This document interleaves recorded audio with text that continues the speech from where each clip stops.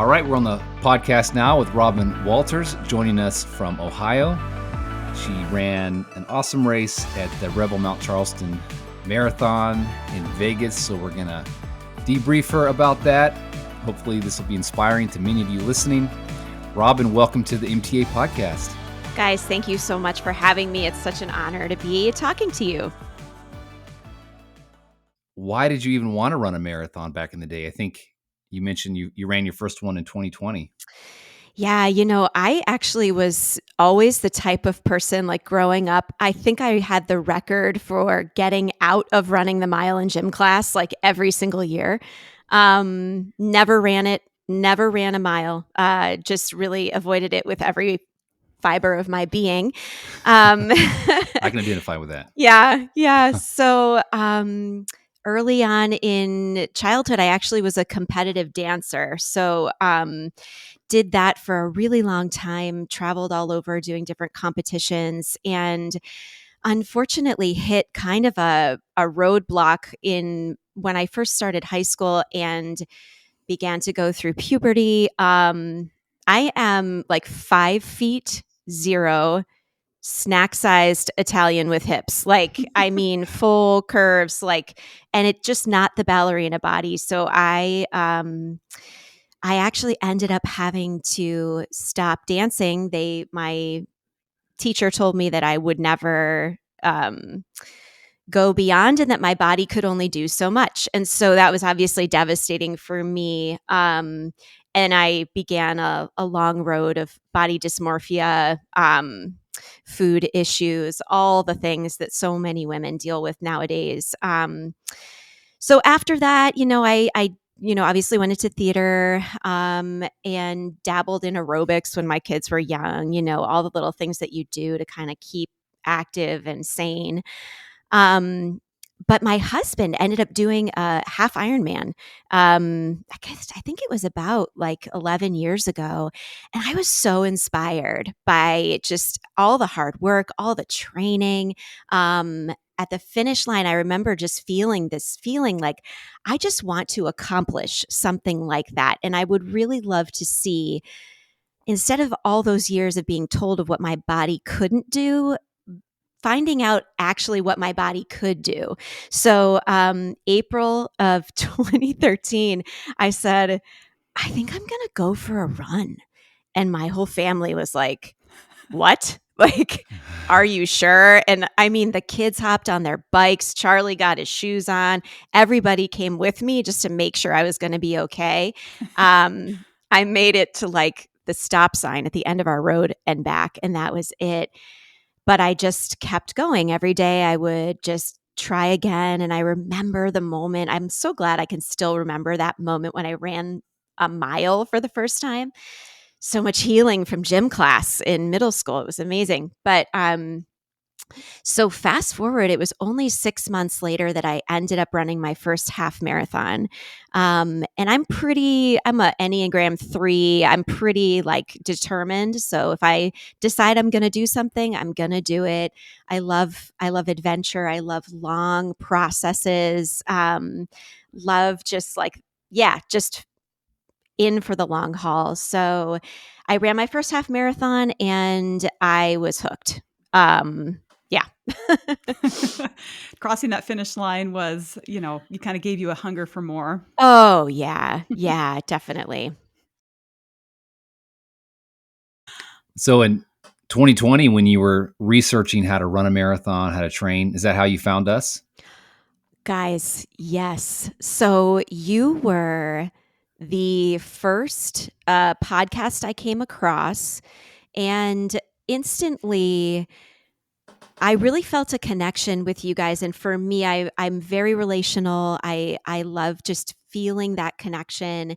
First of all, there's a dynamic between the two of you that reminds me of my husband and I. He's he's a goof, and you're not a goof, Trevor, but he's funny, so funny.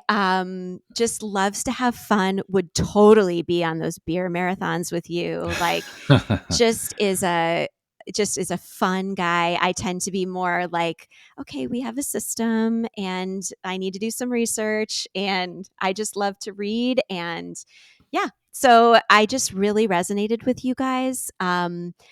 And just, yeah, you guys made me want to listen. Every topic was different. I felt like I was getting a good amount of tools, of, info and research. Yeah. So, and even now, I have to say, you guys do such a great job. I, try this one and try that one. And I always, you guys are, whenever there's a new episode, I'm like, yes, it's going to be a good day. Oh, that's cool. That's the gold standard of running podcasts. Hey, you heard it here. Man. So then you must have gotten the bug because you kept going with it, started listening to MTA and others, and then decided eventually to get a coach. Yes. That was like, you're constantly looking for, okay, when is it time to sort of level up? And for me, I finished my 4th marathon this past October in Indianapolis. And that was definitely the fastest one.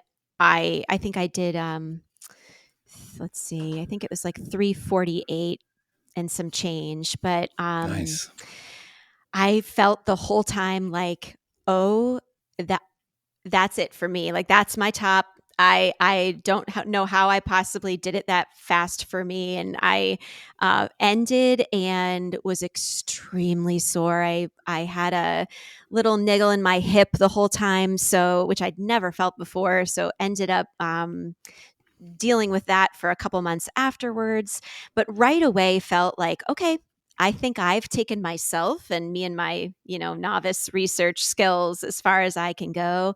And, I had asked my husband, I said, okay, would this be a good finance wise time to do this? Yes.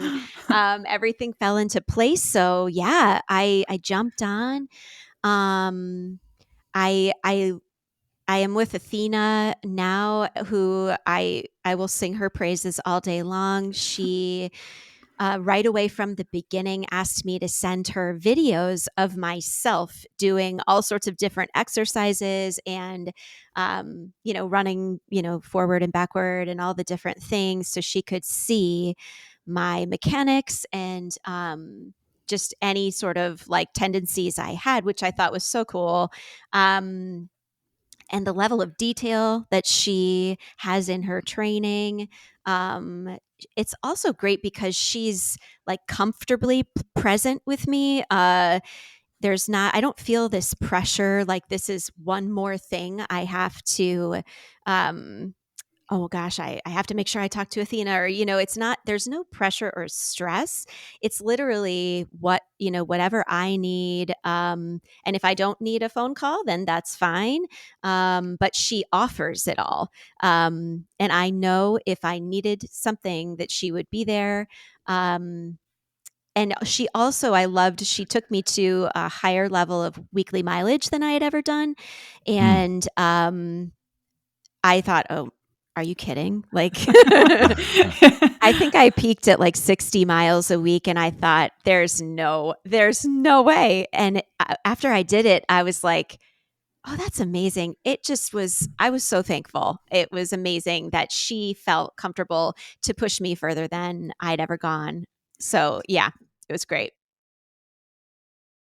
So did you guys talk about like a certain goal?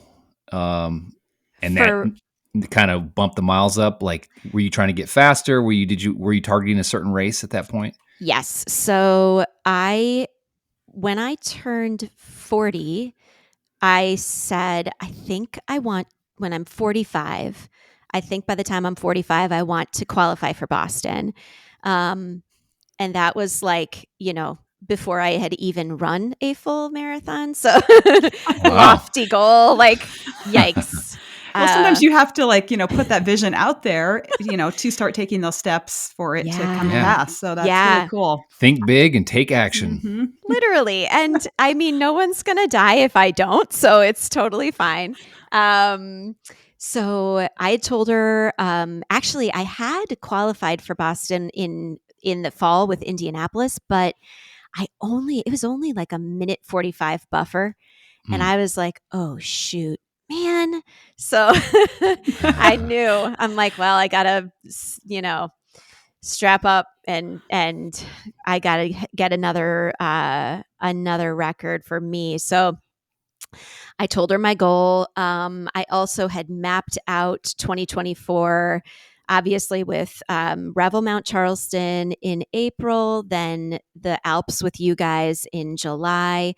And then I got into the New York City Marathon for November. That's exciting. Wow. Yay. Which for me is such a sweet moment because going home and running the streets that I grew up going to. And I can tell already, I don't think I'll be quote unquote racing that one because I'll just be crying the whole time. Like, oh my gosh, this is such a sweet moment.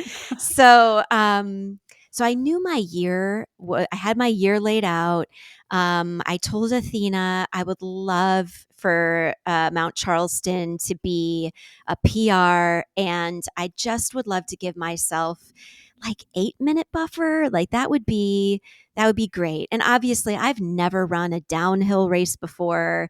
Had no idea what to expect. I listened, Angie, even I listened to your downhill podcast. I mean, this was like years ago. You guys did one,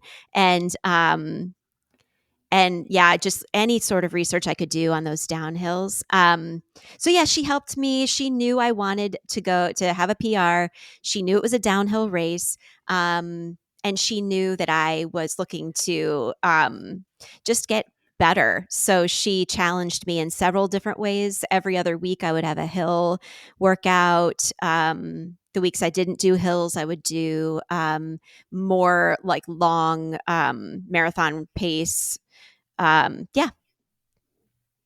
That sounds fantastic. And then you kept up your strength training as much as, time allowed during during your training. I did. It's so funny because I think at the peak, it was like 3 hours a day. And I knew in the past marathons, I had actually eased up on deadlifts and back squats because I thought, well, I don't want to overtax my legs. But then I did a ton of research and found that actually that's when you should be doing those. So I kept up with the back squats, deadlifts, bench and push press mostly.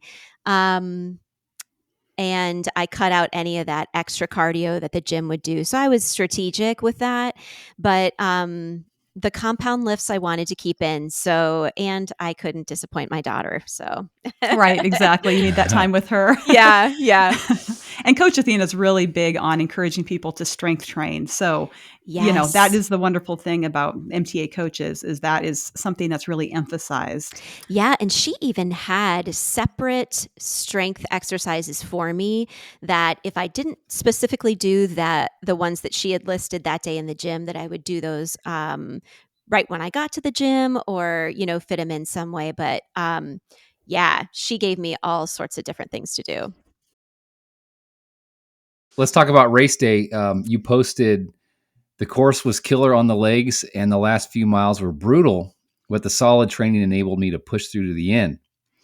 So we want to hear about how brutal it was. Oh, guys. And how you kept pushing because you finished in 3:33:36 with a 16-minute buffer for Boston. So you're definitely going to Boston. Yeah. Oh man, I will not start rejoicing until September till I get that. You for sure have a big enough buffer. I can promise you that. Just take that out of your mind right now. Man, it just feels like you never know. Well, exactly. So I heard the race morning, Mount Charleston was freezing up on top, like brutally cold. So this is where I think us Northerners have an advantage. So my training through the winter, and this winter wasn't too bad as far as snow. Like there was only, I think like I only had to go on a treadmill 3 times this winter. So it wasn't that bad. But the temperature, I'm used to running my long runs in 10, 15 degrees. So for me, I got up to the top of the mountain. And of course, they bus you up there at like 4 a.m. And I'm sitting next to a guy who from Michigan, and he's like, yeah, this doesn't seem too bad. I mean, it's just 20 degrees. It's a Canadian summer. Yeah. So we have all these people from California and Nevada around us who they have all those heaters, like the stand-up heaters that people are huddling around. And I get off the bus and I'm walking over to the porta potties and I'm like, oh, this isn't so bad. So I didn't even use my Mylar blanket or whatever. And but yeah, so I was more concerned because it had snowed the night before. So when Charlie and I landed in Vegas, we actually got our rental car and we took a drive up the mountain because I just always like to see the course before I run it if I'm not from there. So we drove all the way up so I could see, okay, it's going to be dark when I'm up here. So this is what it looks like. There's a little hill up here. There's your, so I could just be comfortable with that. And so sure enough, after we drove the course, they had snow. And when they're busing us up the hill, we see these snow plows everywhere. And I'm like, oh no. So I was just terrified of slipping. So we started the race. Immediately there's an uphill, and that's where all the ice and snow are. And I'm looking around, and luckily I didn't see anybody else slipping.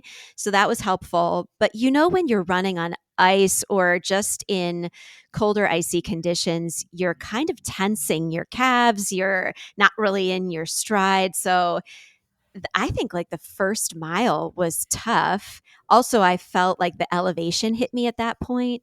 It was I think just about 8,000 feet up at the top.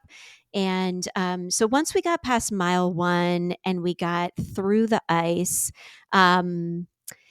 it definitely, I mean, I knew I was running downhill, but I didn't necessarily feel like that I'm barreling down this hill. Like it was like, yeah, this is still a marathon. Like it's still work, isn't it? Yeah, this is still. So my goal had been to kind of settle into like an 8:23 pace. And that would be like, I wanted to stay at like a 7. I didn't want to give more than a 7 effort wise because I knew at the end I'd be really hurting, and I didn't want to fight the mountain at the same time. Like I wanted to let it take me down, but not to the point where I was like at an 8 or 9, and then at the end I'm dying.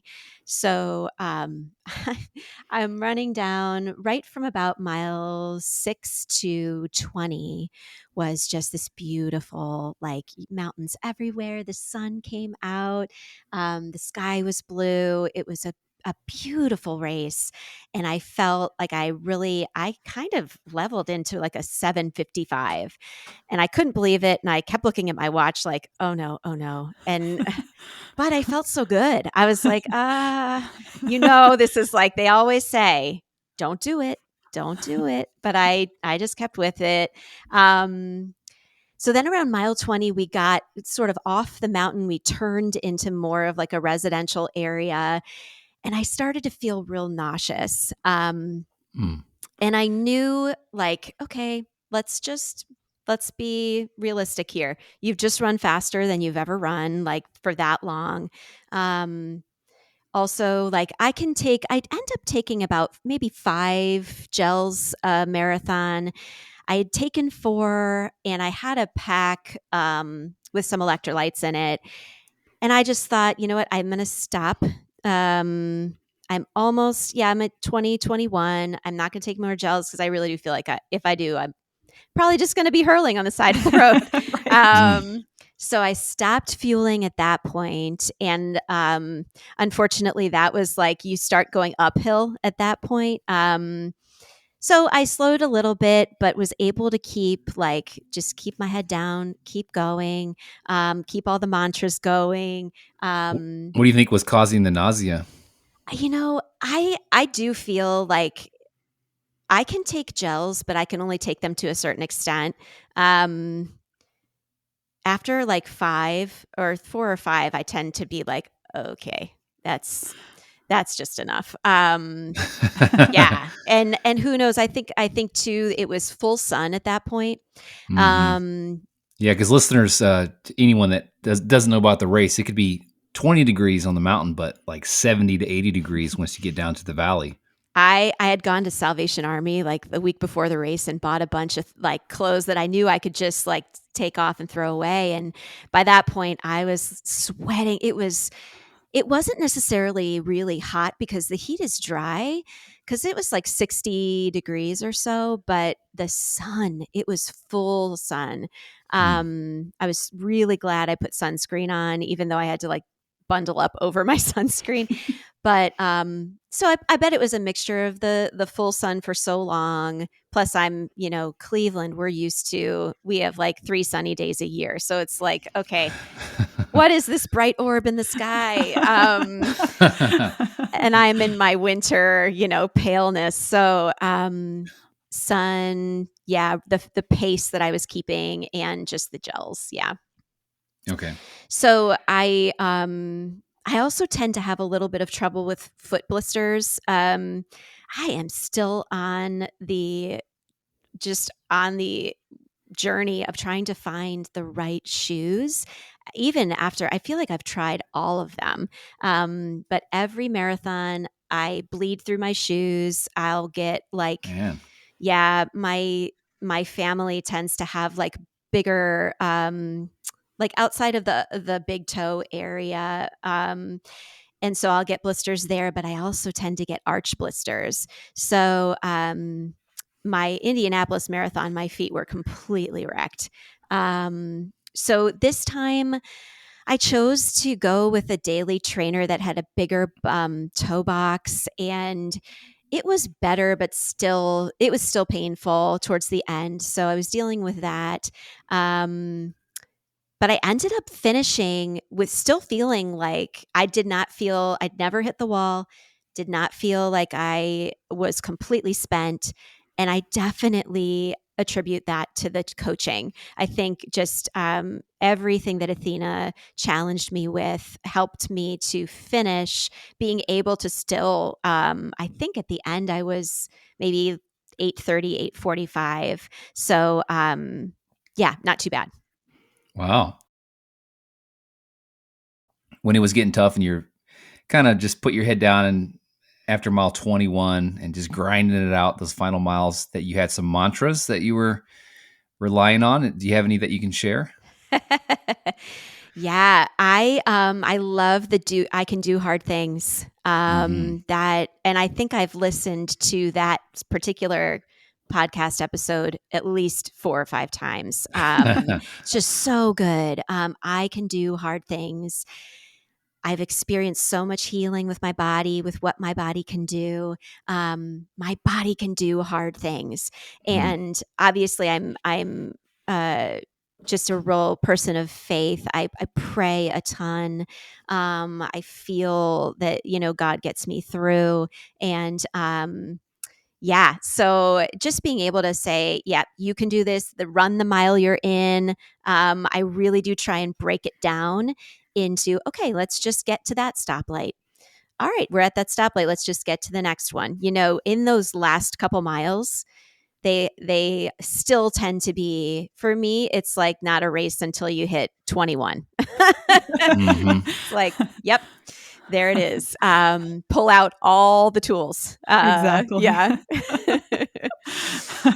Go through the whole range of calculating everything, It's negotiation central. Yes, you're negotiating with your mind because it's all mental. Yep. It is. Literally all mental. Yeah. Wow. So I'm sure it was a happy time crossing that finish line and knowing that you'd BQ'd with such a great buffer and finally get to sit down, get off your feet. And I know I love to sit down after a race. That's the first thing I want to do. Yes. And how did, as far as the downhill, downhill marathons are fast and awesome, but they're brutal on the quads. And how did you feel after the next couple days?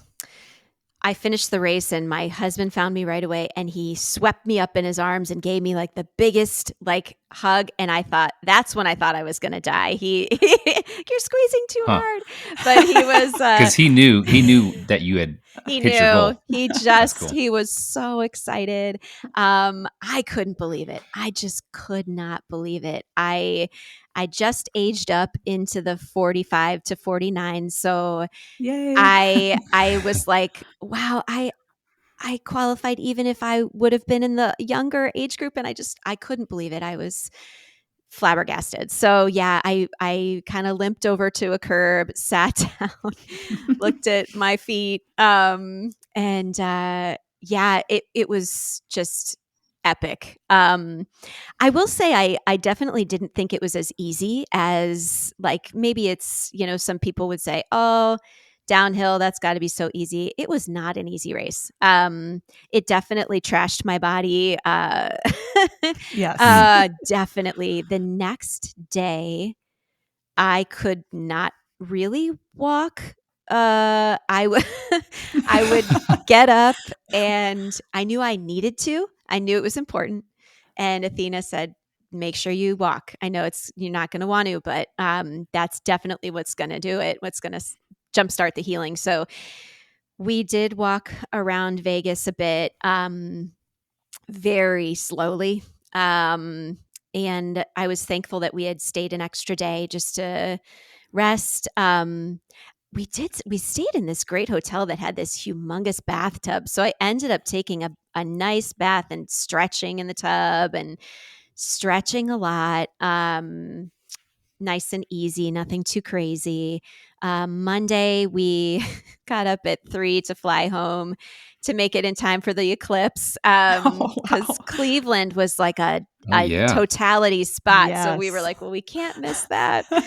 So trying to motor through the airport was tough. But Wow. yeah, I would say by Tuesday, I woke up and felt markedly better. That's And good. yeah, today I feel great. It's been a couple days. I just keep trying to stretch, and I guess I'm just still in awe that I am not injured, or that I don't feel any residual besides soreness. And so yeah, I think I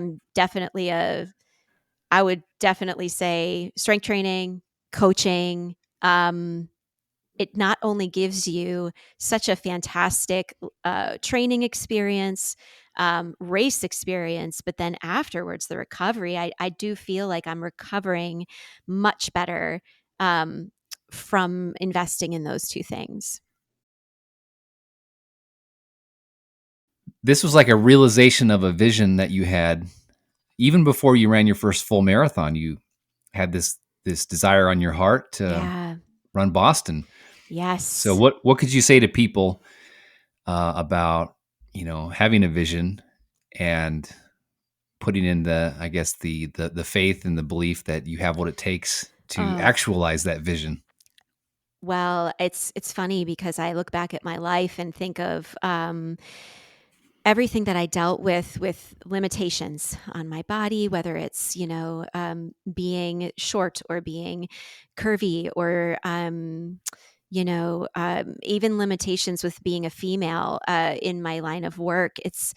It seems that I've been tasked to overcome different things. And of course, my journey is different from everybody's. And I don't venture to say that I am overcoming that much, but the consistency compounds, Hmm. and it's just a little step each day. And so, what I have found is if I just take a step forward every day in the direction of who I want to be, because ultimately it's not about one particular race or one particular accomplishment, but it's who do I want to be? What type of person do I want to be? I want to be the type of person who can run and who can accomplish and who can do these things. And I've for too long spent my life thinking and deciding that my worth was based in what other people thought of me or what other people told me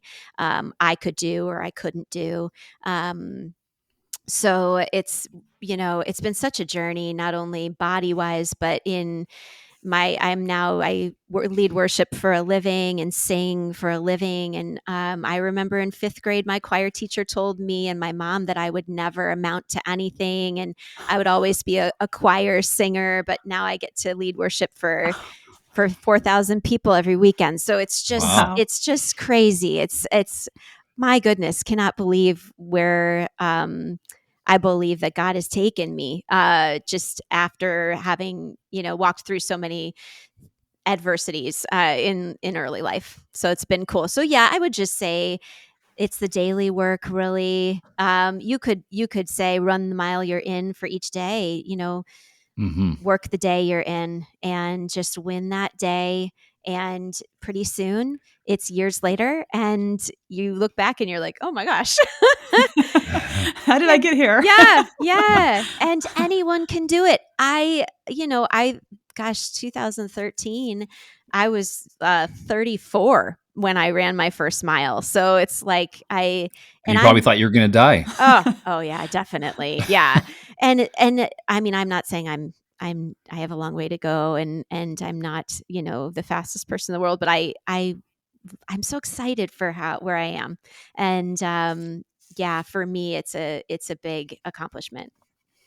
Awesome. It is a big accomplishment. We're so proud of you. And it's been so fun to just hear you dissect your journey. We really love when people open up to us and just share all that. And it's really inspiring to us. And I know to our audience as well. Well, thanks for having me, guys. This has been such an honor, truly.